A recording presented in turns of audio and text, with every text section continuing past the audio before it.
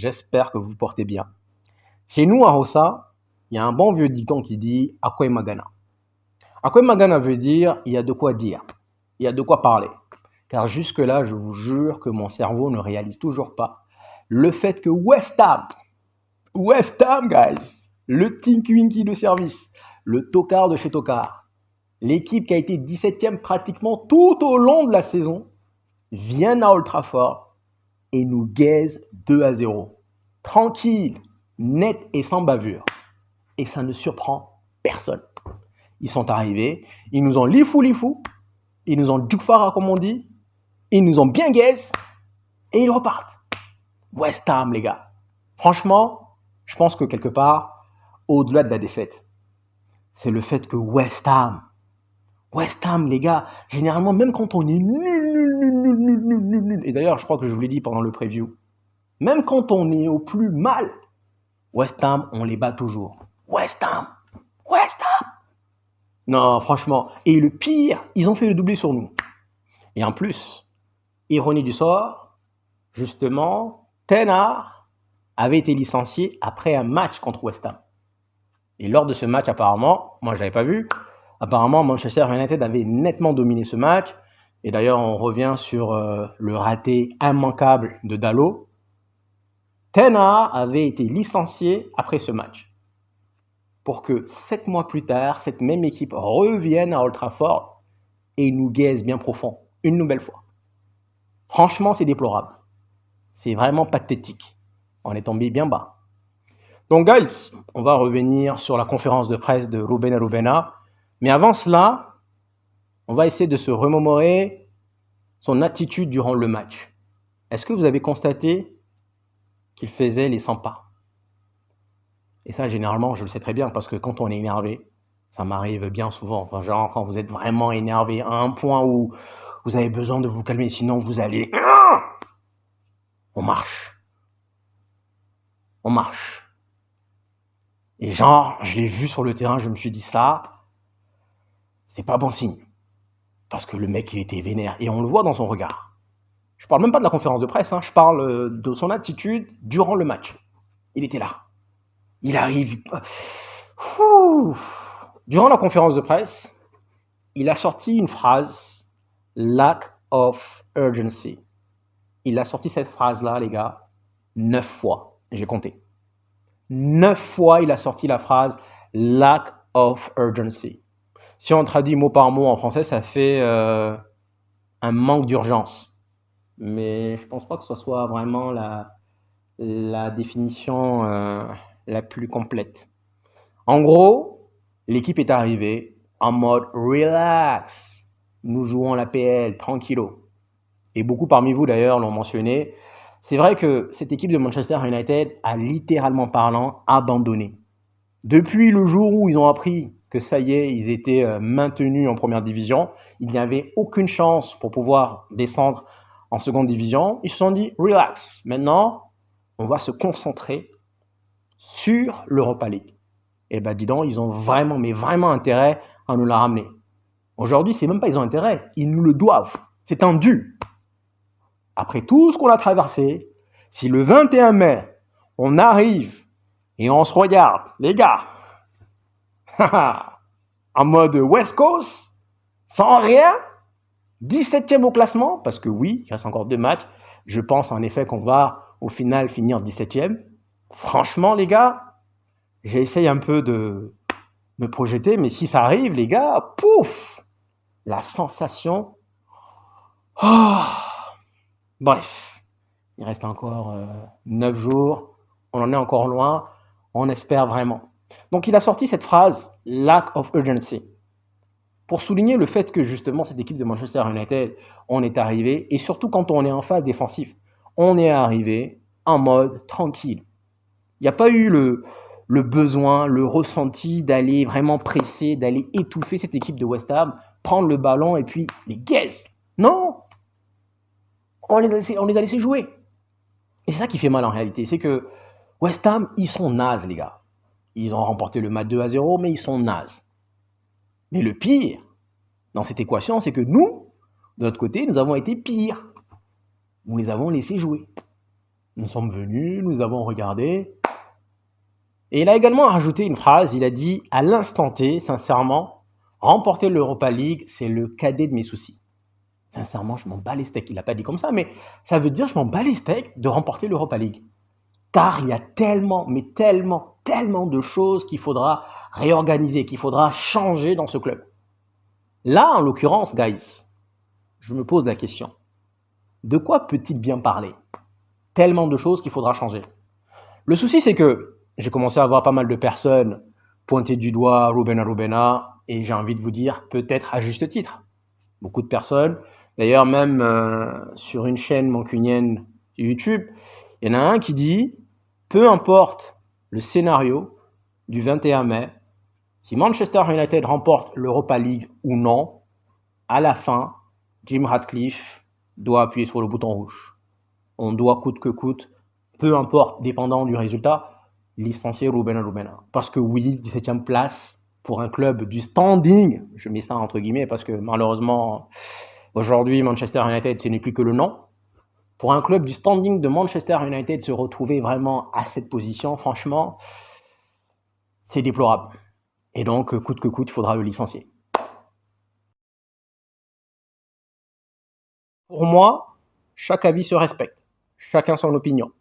Même si je ne suis pas nécessairement d'accord avec ceux qui pensent qu'il serait peut-être temps de se séparer de Ruben Rubena, car je pense que malheureusement, si vous faites ça, dans un an, peut-être même moins, dans quelques mois, ou alors dans 2 ans tout au plus, nous allons nous retrouver exactement dans la même situation.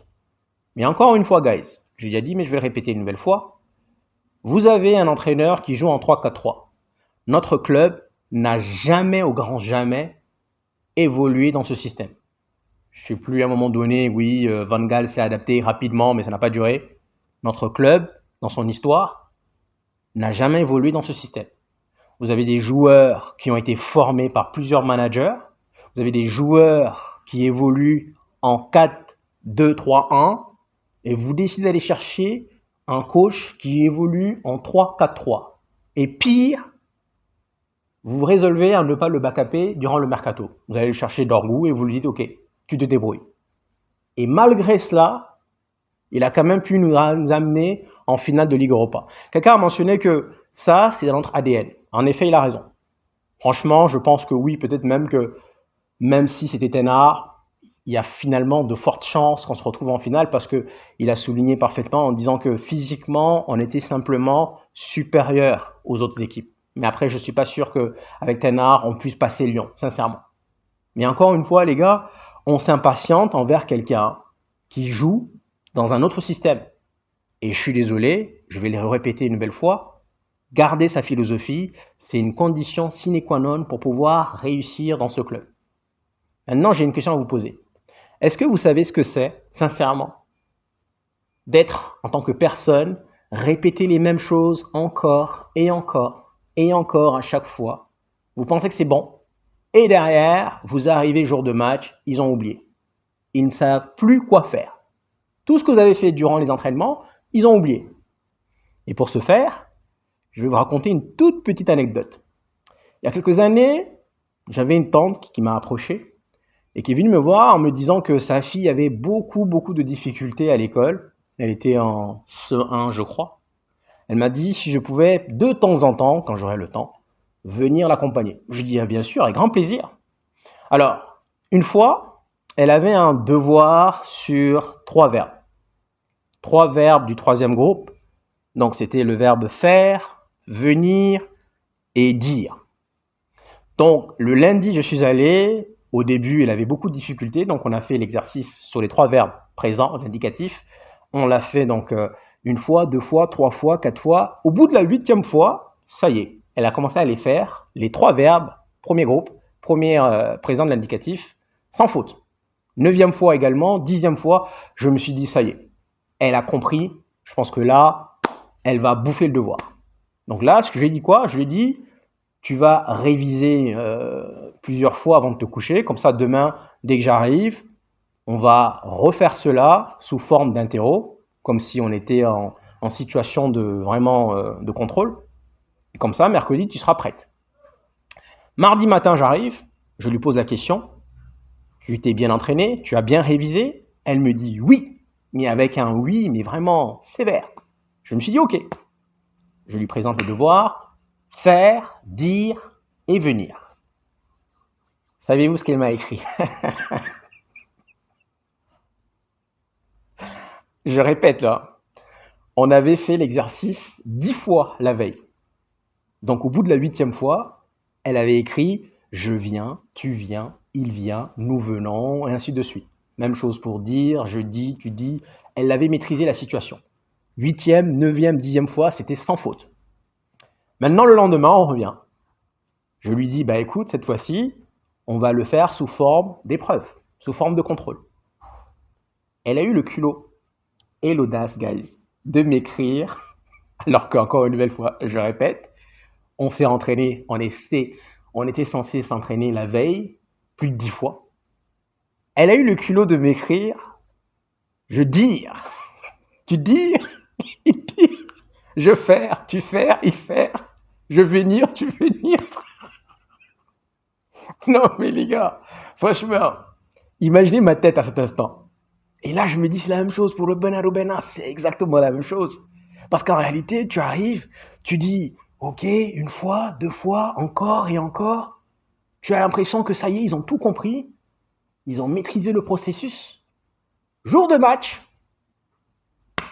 mémoire de poisson rouge.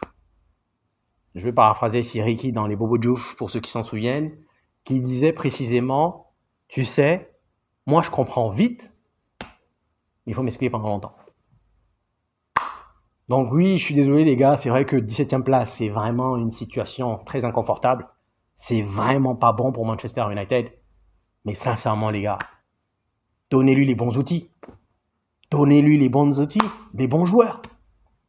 Vous lui donnez des Tinky Winky qui déjà sont censés évoluer dans un autre système, dans une autre philosophie. Il y en a plein. Et je suis désolé de le rappeler, mais Lindelof, les gars, moi je l'aime bien. Mais je reconnais également que Lindelof n'a pas le niveau pour rester dans un club du standing, normalement, du standing de Manchester United. N'empêche, Lindelof aura fait 8 ans. 8 ans. Dans quel grand club cela arrive, s'il vous plaît? 8 ans. Maguire, c'est pareil. Eriksen, c'est un bon joueur que j'aime bien également. Et il a un demi-cœur. Donc avec tous ces outils-là, comment voudriez-vous sincèrement qu'il arrive? Moi encore, en tout cas, pardon, je l'ai dit et je le répète, moi je le back-up à 10 milliards de pourcents. Maintenant, il y a de fortes chances que derrière, on connaît un peu l'impatience de Ratcliffe, il y a de fortes chances que derrière, qu'ils appuient sur le bouton rouge. Sincèrement.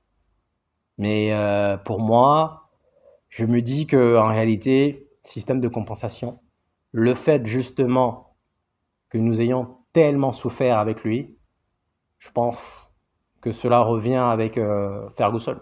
Ferguson à l'époque, sincèrement, c'était pas la joie. C'était 17e, 13e, 8e, c'était vraiment pas la joie. Et derrière, on connaît le succès qu'il a eu. Donc encore une fois, guys, on est arrivé, Mourinho, d'un coup, il y a eu un... Quand Mourinho est arrivé, il y a eu un... Comment on appelle ça? L'équipe s'est réveillée, il y a eu un sursaut d'orgueil. Quand Ole est arrivé pendant 3 mois, quand Ten est arrivé la première année également. Mais justement, là, je me dis que parce que cette fois-ci, il n'y a pas eu le mot m'échappe, d'un bon BAPS, c'est la raison pour laquelle je pense qu'au final, ça va être dur, on va pleurer, on va laisser des larmes, mais on va y arriver. Et il a dit que beaucoup de choses doivent changer. Maintenant, encore une fois, est-ce que le board, est-ce qu'Ineos est prêt à les accompagner, est prêt vraiment à le suivre, à lui dire, bon ben toi, tu dégages. Normalement, c'est ce qu'on doit faire. Les Luke Shaw, les Mason Mount, même si ce sont des bons joueurs, normalement, en tant que dirigeant responsable, on devra leur dire, écoutez, je suis désolé, mais on va se séparer. Voici un chèque, prends tes clics et tes claques, laisse les cloques. C'est ce qu'on doit faire normalement. Mais pour une question financière, on ne le fera pas. C'est ça, malheureusement, le vrai problème. Donc oui, guys, nous sommes 16e à l'instant T. On finira probablement 17e. On va attendre la finale du 21. On va se consoler comme on peut. Et puis bon, ben voilà. Merci en tout cas d'être venu jusqu'ici. Et puis ben, prenez soin de vous.